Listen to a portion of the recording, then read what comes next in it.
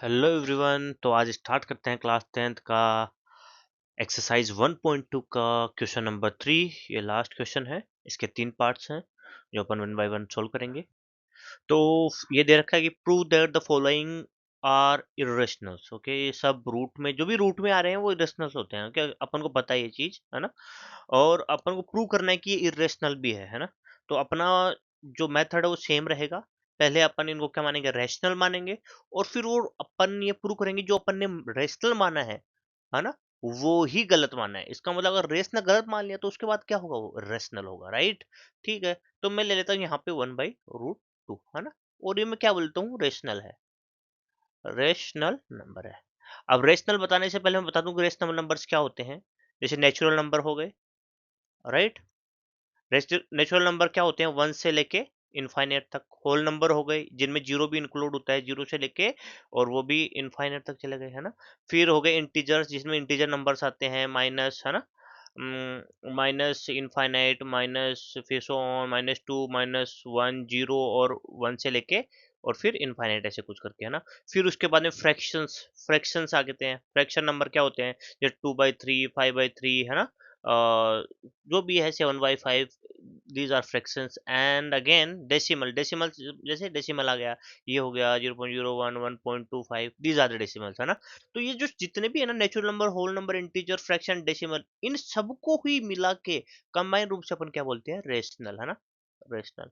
और देखो इनमें कहीं भी रूट नहीं आ रहा, तो रूट वाले क्या होते हैं, इरेशनल होते हैं। ठीक है ना, ये बात ध्यान रखनी है। अब ये अपन ने मान लिया कि देखो अपन को पता है कि ये रूट वाला इरेशनल है, बट अपन को ये प्रूव करना है। तो प्रूव करने के लिए अपन ने क्या माना कि रेशनल इसको मान लिया, रेशनल मान दिया। और रेशनल नंबर्स की क्या वो जो खासियत होती है वो ये होता है, उनकी क्वालिटीज के पी बाई क्यू फॉर्म में लिखा जाता है यहाँ इनको। और Q not equal to zero होता है, क्यू जीरो कभी भी अपन में नहीं आ सकता।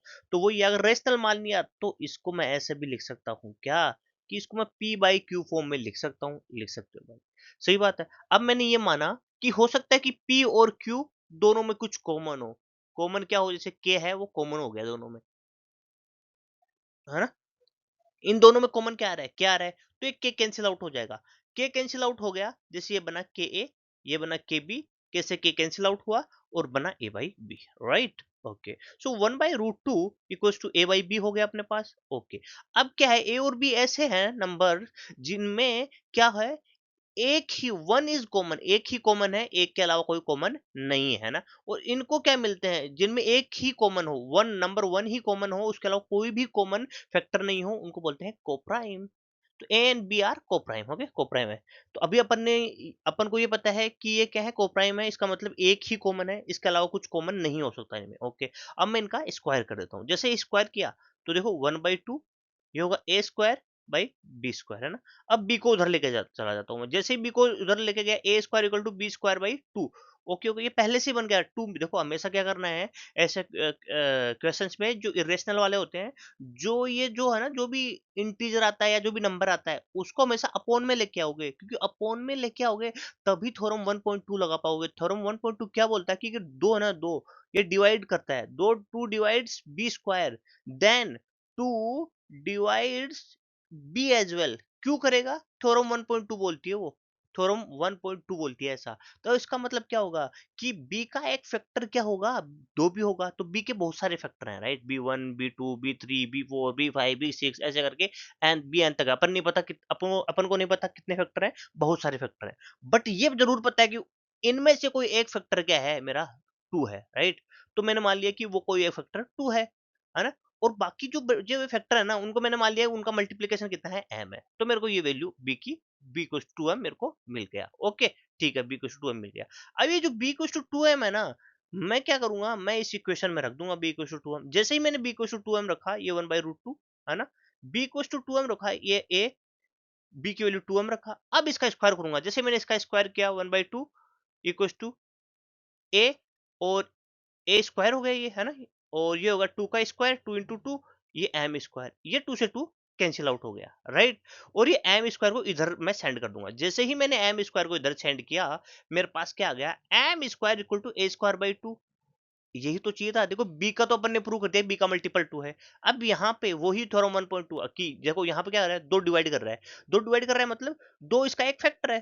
तो 2 क्या कर रहा है, 2 डिवाइड्स ए स्क्वायर। अगर ए स्क्वायर को कर रहा है ना तो दो डिवाइड करेगा एक को भी। ये कौन बोलता है? ये थ्योरम थ्योरम 1.2 बोलती है बात, है ना। तो इसका मतलब कि ये दो जो दो है टू है, ये मल्टीपल होगा किसका?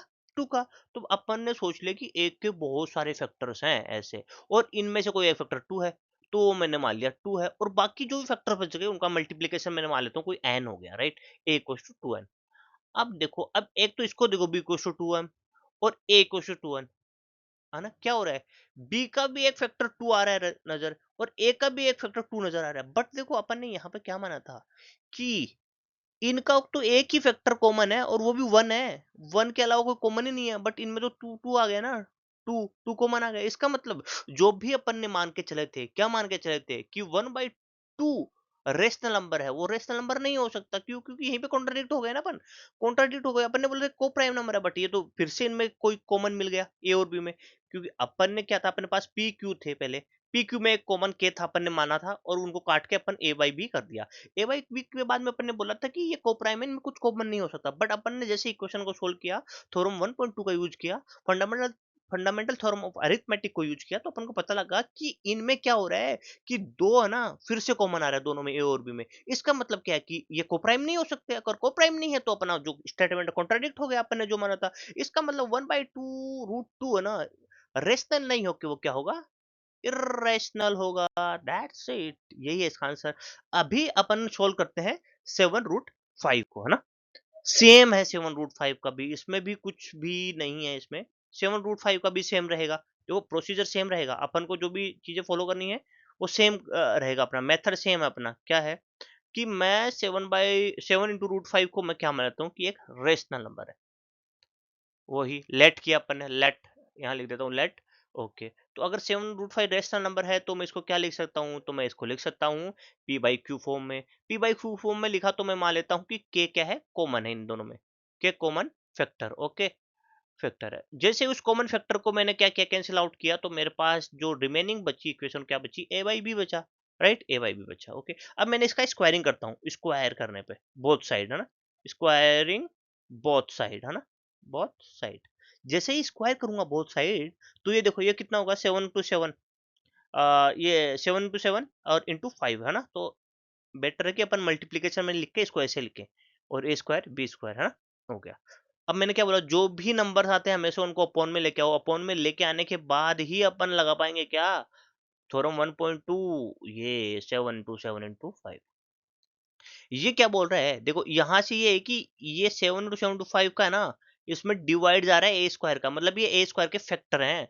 इसका मतलब कि 7 × 7 × 5 है ना, divides a square. It means it will divide, this 7 × 7 × 5 will divide a as well. Why? Theorem 1.2, theorem 1.2 यही बोलती है कि अगर a स्क्वायर में किसी का डिवाइड जा रहा है, उस नंबर का, किसी भी प्राइम नंबर का, या है ना, किसी भी फैक्टर का, तो उसका हमेशा a में तो जाएगा ही जाएगा। ये बात का ध्यान रखना है ना। तो है ना, ये बात हो गई। तो इसका मतलब क्या हुआ? इसका मतलब यही हुआ कि मेरा जो a है वो a था, A1 A2 A3 dot dot dot an, और उन्हीं में से कोई क्या है? एक 7 यहाँ पे हो सकता है, एक 7 और एक 5 यहाँ हो सकते हैं, राइट। तो ऐसे है, तो एक को मैं ऐसा भी तो लिख सकता हूँ, 7 × 7 × 5, और जो बाकी के जो इसके भी जो फैक्टर बचे हैं उनका मैं प्रोडक्ट मान लेता हूँ एम है, राइट। ये यहाँ तक समझ में आ गया अपन को, राइट। सेम प्रोसीजर करना है। ओके। अब मैं क्या करता हूँ, ये जो ए वैल्यू है ना, ए वैल्यू है, ए वैल्यू, ए वैल्यू, ए वैल्यू में क्या करता हूँ? ए वैल्यू, जो ए है ना, ए, अब इस ए की वैल्यू है ना, मैं यहाँ पे रख देता हूँ, राइट। जैसे ही मैंने ए की वैल्यू यहाँ पे रखा है, तो मेरे पास हो गया 7 √5 इक्वल्स टू, और ये होगा 7 × 7 × 5 डिवाइड बाई बी।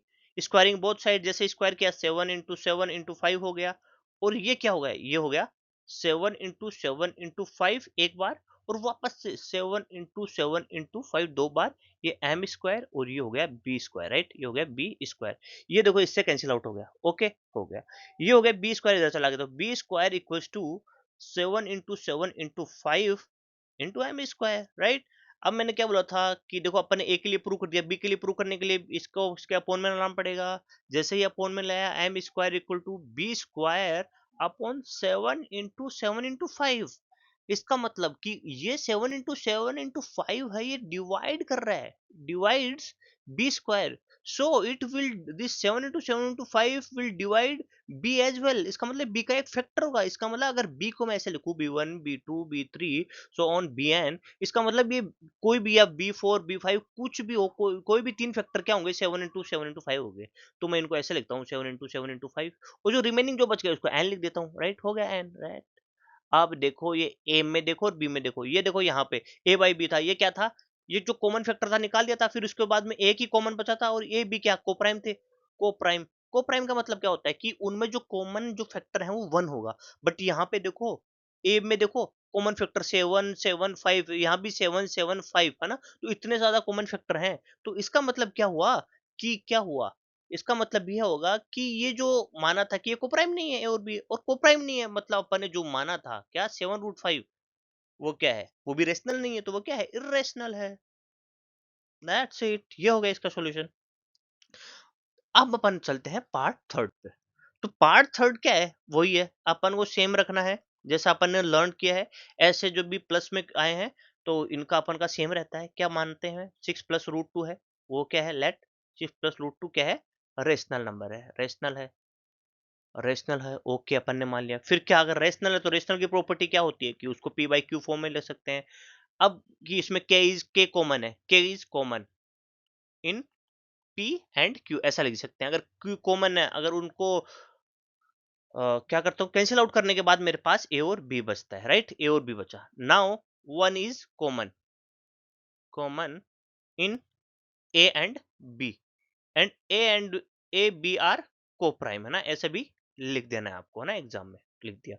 अब मैं क्या करता हूँ, अब मैं जो ये रूट वाला है उसको एक साइड रखता हूँ, और बाकी जो इंटीजर है उसको दूसरी साइड लिखता हूँ, है ना। तो ए बाई बी, है ना, ये 6 को इधर ले आया, -6, है ना, इक्वल टू √2, ये समझ में आया।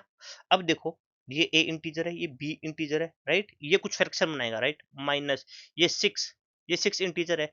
तो अगर ये फ्रैक्शन माइनस ये इंटीजर किया, तो मेरे को कुछ फ्रैक्शन या कुछ इंटीजर को जो भी मिले, बट वो मिलेगा रेशनल, और रेशनल, तो इसका मतलब ये भी रेशनल होना चाहिए, rational. But we know √2 is irrational, irrational, so this equation is contradicting itself, अपने आप को कॉन्ट्राडिक्ट करने की, एक साइड रेशनल नंबर आ रहे हैं, दूसरा इरेशनल है ना। तो ये क्या हो रहा है, this is not true, so we can say that 6 + √2 is irrational. बस हो गया। अगर इसको आपको फर्दर भी करना है ना, फर्दर भी करना है, तो फर्दर क्या कर सकते हो, फिर आप इस √2 को सोल्व करो, कि आपने बोल दिया कि रेशनल है, इसका मतलब अगर ये रेशनल है, ये ए बाई बी -6, √2 भी रेशनल है, ओके, अपन ने मान लिया √2 भी क्या है, रेशनल है, रेशनल है। ये तो अपन ने एक एग्जांपल में सोल्व कर रखा है। अगर ये रेशनल है तो इसको क्या मानता हूँ, √2 को, या आर बाई एस मान लिया मैंने। फिर समझ गए, आर बाई एस, और इसमें क्या मानता हूँ, 1 इज कॉमन, 1 ही कॉमन है इनमें, 1 कॉमन है। अब फिर क्या करता हूँ, इसका स्क्वायरिंग करेंगे, 2r² by S square, right. तो एस स्क्वायर क्या हो जाएगा, r/2 हो जाएगा। इसका मतलब ये, अगर ये दो आर स्क्वायर को डिवाइड कर रहा है तो आर को भी डिवाइड कर रहा है, इसका मतलब आर का एक जो फैक्टर होगा वो 2 होगा। ये आर की वैल्यू में क्या रखूंगा, इसी में लग देता हूँ, जैसे ही मैंने इसमें रखी आर की वैल्यू, ये कितना हो गया, 4m² अपॉन एस स्क्वायर, ये 2 से 2 कैंसिल आउट हो गया। तो मेरे पास क्या आ जाएगा, एम स्क्वायर आ जाएगा मेरे पास s²/2, ये 2 को डिवाइड कर रहा है, मतलब 2 एस स्क्वायर को डिवाइड कर रहा है, इसका मतलब ये एस को भी डिवाइड करेगा थ्योरम 1.2 से, इसका मतलब जो एस होगा वो भी मल्टीप्लिकेशन होगा किसका, 2 का, 2 into n, है ना। इन दोनों में क्या आ रहा है, कॉमन आ रहा है। बट देखो यहाँ पे 1 ही कॉमन था, बट आर एस में तो क्या है, 2 भी कॉमन है। इसका मतलब जो स्टेटमेंट था कि √2 रेशनल है, वो कॉन्ट्राडिक्ट हो गया। इसका मतलब क्या हुआ कि √2 इरेशनल है, और √2 इरेशनल है, मतलब ये रेशनल इरेशनल ये भी गलत हो गया। अगर ये गलत हो गया, इसका मतलब अपन ने जो इनिशियली माना था 6 + √2 वो भी गलत हो गया, क्योंकि वो भी रेशनल नहीं होगा, इरेशनल हो जाएगा। ओके, तो ये थे क्वेश्चन नंबर 3 के 3 पार्ट्स। अगर किसी भी क्वेश्चन में कोई डाउट हो तो आप मेरे को कमेंट करके बता सकते हैं, उन क्वेश्चंस को मैं फिर से एक्सप्लेन करूंगा। हाँ, और आप अगर देखो, ये जो चैप्टर 1 था, और उसके जो भी 2 एक्सरसाइज थी वो कंप्लीट हो चुकी है, और नेक्स्ट में आप मेरे को कमेंट करके बता सकते हैं कि मैं कौन सा चैप्टर लेके आऊँ। Thank you very much, please subscribe my channel and do like the video. Thank you very much.